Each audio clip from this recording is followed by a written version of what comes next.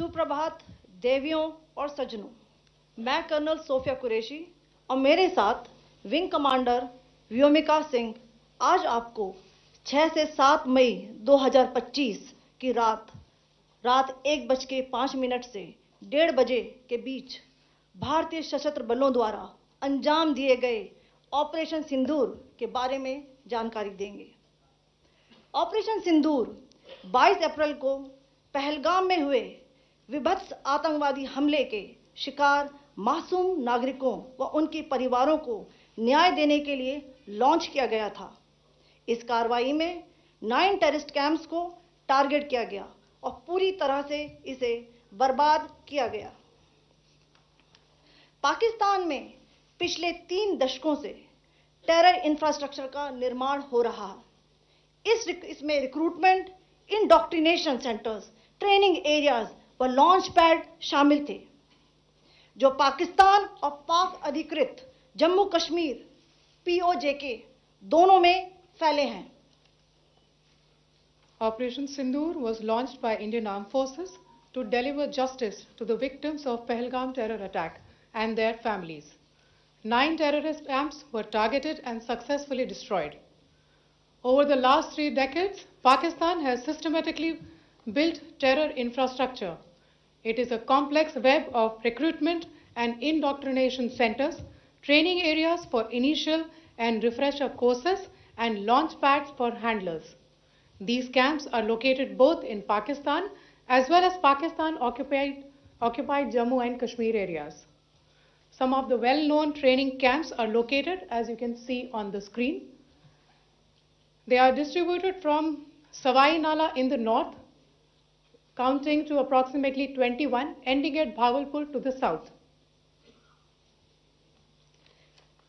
इन लक्ष्यों का चयन विश्वसनीय इंटेलिजेंस सूचनाओं के आधार पर हुआ ताकि आतंक गतिविधियों की रीढ़ तोड़ी जा सके, और यह खास ध्यान दिया गया कि निर्दोष नागरिकों और सिविलियन इंस्टॉलेशन को नुकसान न पहुंचे।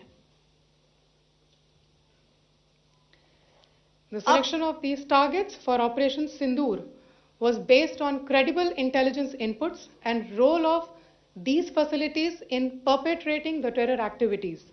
The locations were so selected to avoid damage to civilian infrastructures and loss of any civilian lives.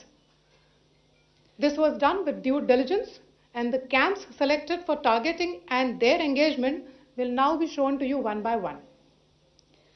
POJK के टारगेट मैं आपको बताना चाहूंगी। सबसे पहले सवाई नाला कैंप मुजफ्फराबाद, जो कि POJK के लाइन ऑफ कंट्रोल से 30 किलोमीटर दूर है। यह एक लश्कर तोयबा का ट्रेनिंग सेंटर था। 20 अक्टूबर 2024 सोनमर्ग, 24 अक्टूबर 24 गुलमर्ग, 22 अप्रैल 2025 पहलगाम, इन हमलों के आतंकियों ने यहीं से प्रशिक्षण लिया था। सैयदना बिलाल कैंप मुजफ्फराबाद, यह एक जैश ए मोहम्मद का स्टेजिंग एरिया है। यह हथियार, विस्फोटक और जंगल सर्वाइवल ट्रेनिंग का केंद्र भी था। गुलपुर कैंप कोटली, यह LOC से 30 किलोमीटर दूर था। लश्कर तोयबा का बेस था, जो रजौरी पुंछ में सक्रिय था।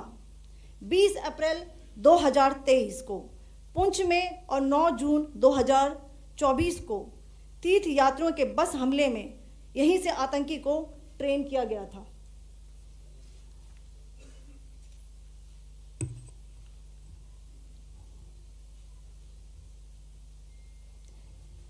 बरनाला कैंप बिंबर, यह LOC से 9 किलोमीटर दूर है। यहाँ पर हथियार, हैंडलिंग, IED व जंगल सर्वाइवल का प्रशिक्षण केंद्र था। अब्बास कैंप कोटली,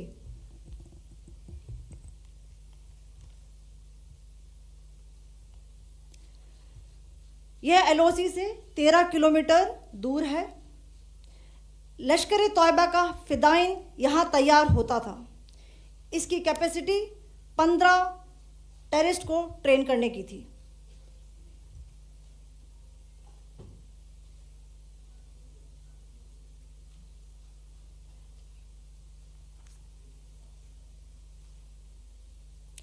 अब मैं पाकिस्तान के अंदर के टारगेट से अवगत कराना चाहूँगी। पहला, सर्जिकल कैंप सियालकोट। यह अंतर्राष्ट्रीय सीमा से 6 किलोमीटर की दूरी पर है, सांबा कठुआ के सामने।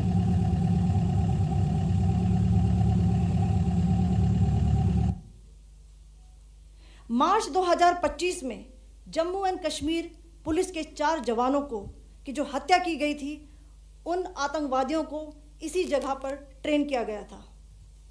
दूसरा, महमूना जाया कैंप सियालकोट।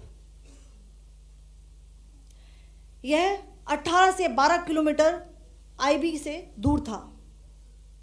हिजबुल मुजाहिदीन का बहुत बड़ा कैंप था। यह कठुआ जम्मू क्षेत्र में आतंक फैलाने का नियंत्रण केंद्र था। पठानकोट एयरफोर्स बेस पर किया गया हमला भी इसी कैंप से प्लान और डायरेक्ट किया गया था। मरकज ताइबा मुरीद के, यह आईबी से 18 से 25 किलोमीटर दूरी पर है। 2008 के मुंबई हमले के आतंकी भी यहीं से प्रशिक्षित हुए थे। अजमल कसब व डेविड हेडली भी यहाँ ट्रेन हुए थे।